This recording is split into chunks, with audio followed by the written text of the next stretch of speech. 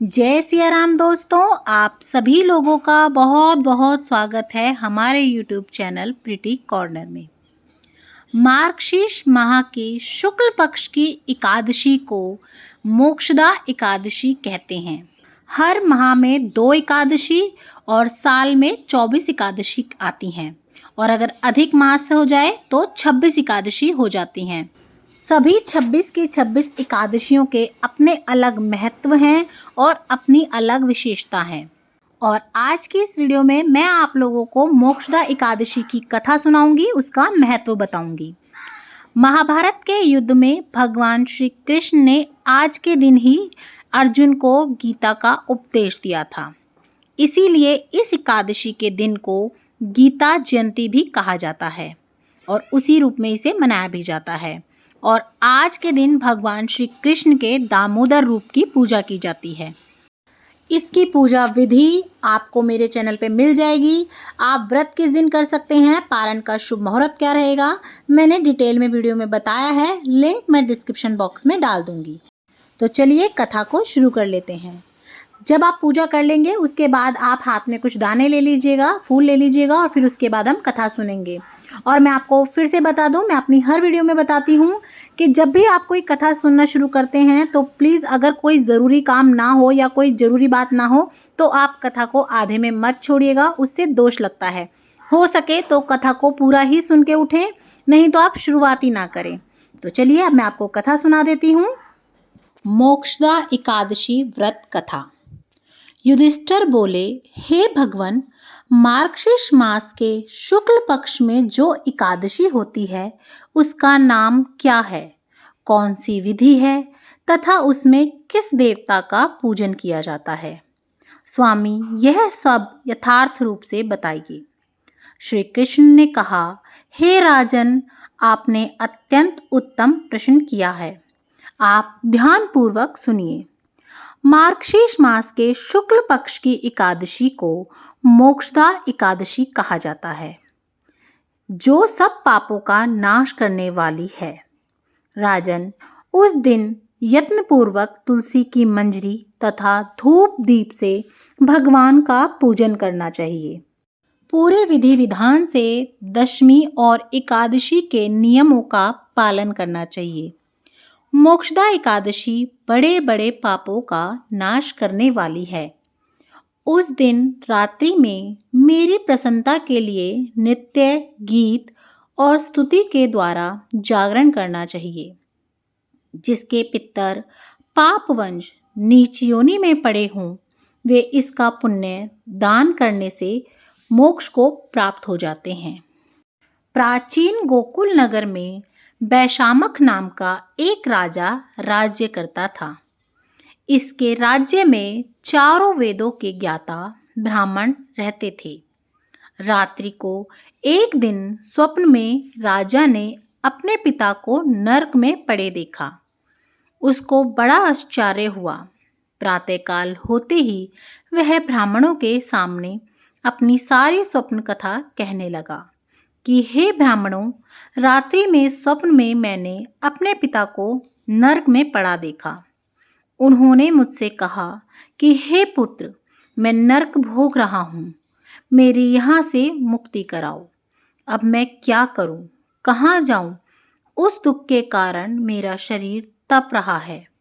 आप लोग मुझे किसी प्रकार के तप, दान आदि को बताएं, जिससे मेरे पिताजी को मुक्ति प्राप्त हो। उस उत्तम पुत्र का जीवन व्यर्थ है जो अपने पिता का उद्धार ना कर सके। राजा के वचनों को सुन ब्राह्मण बोले, हे राजन, यहाँ से करीब ही वर्तमान, भूत, भविष्य के ज्ञाता पर्वत नाम के एक ऋषि का आश्रम है। आप यह सभी बातें उनसे जाकर पूछ लीजिए, वे आपके वचनों का उत्तर अवश्य ही देंगे।